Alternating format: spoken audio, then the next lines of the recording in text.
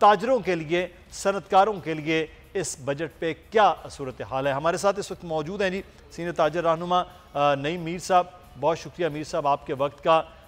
मैं आज आपकी एक वीडियो भी देख रहा था, आप FBR के हवाले से भी बात करेंगे, उस पर भी बात करते हैं, लेकिन बहैसियत छोटे ताजर, क्योंकि आप ताजर रहनुमाओं को करते हैं रिप्रेजेंट, सनतकारों के लिए तो शायद चीज़ें बहुत बेहतर हैं, उनसे भी 2-3 दिन से बात हो रही है जी बजट की सूरत हाल बेहतर है अगर इस पर इम्प्लीमेंटेशन हो।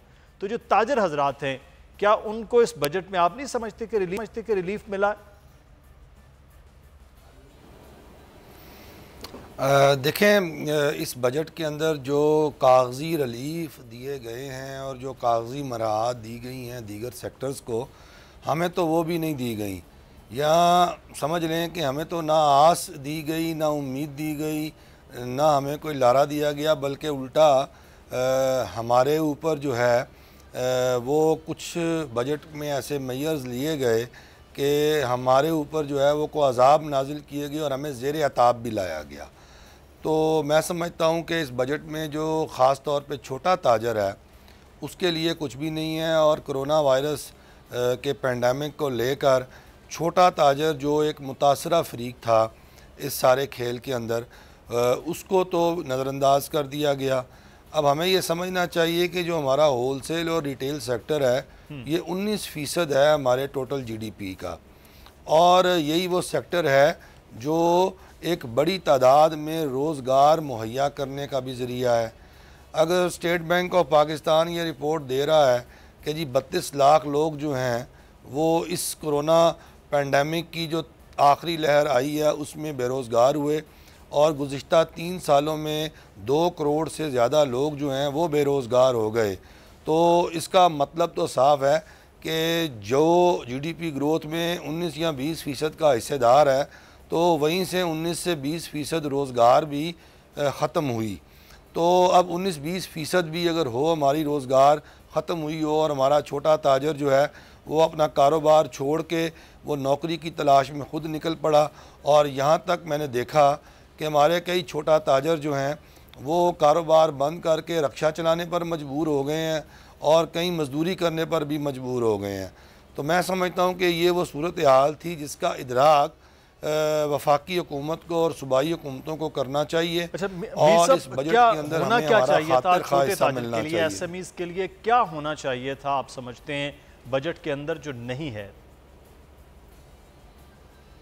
देखें, SMEs जो है ना वो एक डिफरेंट ब्रैकेट है, वो हमसे थोड़े से बड़े ताजर होते हैं। सही। और ख़ास तौर पर SMEs जो हैं वो मैन्युफैक्चरिंग की डेफिनेशन में भी टू सम एक्सटेंड आ जाते हैं, लेकिन जो हमारा छोटा ताजर है वो इससे भी निचला तबके से ताल्लुक़ रखता है, और बदकिस्मती से जी हमारा बदकिस्मती से ये जो तबका है ये FBR के जो पेचीदा डॉक्यूमेंटेशन का जो निज़ाम है उसमें ये रजिस्टर्ड भी नहीं है, और इसकी रजिस्ट्रेशन सिर्फ़ और सिर्फ कमर्शियल मीटर की हद तक है, और वही जो 36 लाख कमर्शियल मीटर जो इस पूरे मुल्क में है, और फिर उन कमर्शियल मीटर्स से आगे किसी ने सब मीटर जो लिया हुआ है, तो आप मोहतात अंदाजे के मुताबिक इन्हें अगर शुमार करें तो ये 50 लाख के करीब लोग भी हो सकते हैं।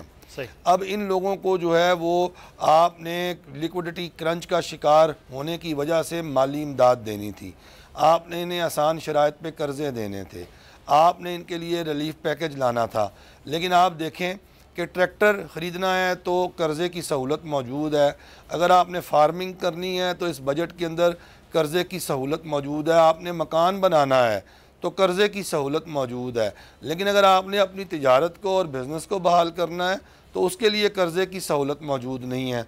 तो यही एक सबसे बड़ा सवाल है कि हुकूमत ने जो है ये क्यों नहीं किया। और वैसे आपने ये ऐलान तो कर दिया बजट के अंदर कि हर घर को हम 5 लाख रुपया कर्ज़ा देंगे, और वो ये कह रहे हैं नया कारोबार शुरू करने के लिए। हम आपको ये पूछ रहे हैं कि जिन पुराने लोगों के कारोबार जो बंद हो गए हैं, जो पहले से कारोबार कर रहे हैं, उनकी बहाली के लिए आपके पास क्या पैकेज है? सही। तो यही एक सबसे बड़ा सवाल था। और दूसरा, जो हमारे इस सेक्टर के अंदर जो रजिस्टर्ड सेक्टर है, जिसे हम बड़ी मुश्किल से कायल और मायल करके हमने उन्हें रिटर्न जमा कराने पर मजबूर किया और कहा कि ये कौमी फरीज़ा है, आप अदा करें, उन पर इन्होंने 1.5% की शरह से टर्नओवर टैक्स लगाया हुआ है।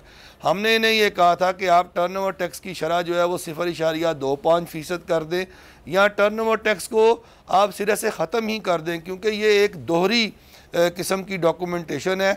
यानी एक तरफ तो टर्नओवर टैक्स भी देना है और दूसरी तरफ प्रॉफिट एंड लॉस अकाउंट भी जमा कराना है। हमने कहा जी कि वो सेक्टर जो नुकसान में चला जाएगा, अगर साल बाद मैंने कारोबार किया मुझे नुकसान हो गया, लेकिन हुकूमत जो है वो कहती है तुम्हें नफ़ा हो या नुकसान हो, मैंने तुमसे टर्नओवर टैक्स जो है वो 1.25% की शरह से लेना है, तो फिर यही वजह है कि लोग डॉक्यूमेंटेशन की रजीम जो है उससे दूर भागते हैं। वो कहते हैं अगर हमें नुकसान भी हो गया तो गवर्नमेंट को टैक्स कहाँ से भरेंगे। इस पे मैं थोड़ा सा तौर पर कुछ, जब बड़े सनतकारों से भी बात होती है वो कह रहे हैं कि ये बहुत बड़ा स्केल है लेकिन यहाँ पर टैक्स पेयर जो हैं वो बहुत कम है। अभी आपने खुद ये फरमाया कि 36 से 50 लाख के दरमियान एक अंदाजे के मुताबिक जो है ये ताजर हैं, लेकिन टैक्स पेयर उस तरह नहीं है। आप लोगों ने वादा भी किया था आप कि जी करेंगे, हुकूमत से जब बातचीत हुई थी उस पर हम मज़ीद भी बात करते हैं कि ये होना क्या चाहिए। शान सईद साहब ने हमें ज्वाइन किया है, माहिर मुआशियात है, उनसे भी गुफ्तगू करते हैं। मैं पहला सवाल शान सईद साहब ये करेंगे कि अभी एक बात हो रही है, क्योंकि ताजिर रहनुमा है मीर साहब तो कह रहे हैं कि जी इस बजट में घर बनाने के लिए हो उसके लिए भी कर्ज़ है, यहाँ पर किसान के लिए भी कर्ज़ है, बड़े सनतों के लिए भी कर्ज़ है, यहाँ पर आबाद जैसे बड़े ग्रुप्स के लिए भी कर्ज़ की सहूलत है। लेकिन इस सारे पेंडेमिक के दौर में जो एक ताजिर कारोबार कर रहा था ऑलरेडी, उसका कारोबार तबाह हुआ, उसके लिए वो जो कर्ज़ की सहूलत आसान और चीज़ें और बजट के अंदर वो नहीं है। और आप भी जानते हैं कि बहुत बड़ा सेक्टर होता है कि जो ताजरों का, छोटे ताजरों की, दुकानदारों की बात कर रहे हैं। तो आप समझते हैं कि इस बजट में वाकई इनके लिए कुछ भी नहीं रखा गया, और जब नहीं रखा गया तो ये कितना नुकसानदेह है मईशत के लिए? Thank you very much. अगर मैं ओवरऑल बजट देखूं तो बजट का जो बेसिक स्ट्रेटेजिक इंटेंट है वो है ग्रोथ फोकस, कॉन्फिडेंस ड्रिवन और पीपल सेंट्रिक बजट। तो अगर आप उसकी मैक्रो पिक्चर देखें तो ओवरऑल बजट जो है on a scale of 1 to 10 I would give 7 to 8।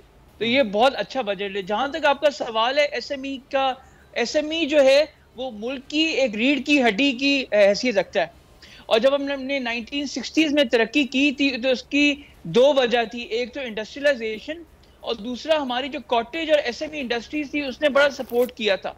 तो जहां तक आपका सवाल है एसएमईज के लिए इतने मराद या इंसेंटिव क्यों नहीं दिए, मेरा ख्याल है गोइंग फॉरवर्ड जो गवर्नमेंट है वो इसको कंसिडर करेगी। ये कोई ये नहीं है कि अगर आपने ये बजट दे दिया है तो वो फाइनल हो गया है। गवर्नमेंट अपने बजट को रिविजिट करेगी और देखेगी कि कहां पर वो स्टेक होल्डर्स को अकोमोडेट कर सकती है। लेकिन अगर आप ओवरऑल इस बजट को देखें तो जिससे भी मैंने बात की है, मैं यहाँ मलेशिया में रहता हूँ, बहुत सारे जो बैंकर्स हैं सिंगापुर में, हांगकांग में, न्यूयॉर्क में, वो इस बजट को बड़ा बिजनेस फ्रेंडली देख रहे हैं, और इससे जो है पाकिस्तान की ग्रोथ मोमेंटम में जो गवर्नमेंट की इंटेंट है वो मेंटेन हो सकती है।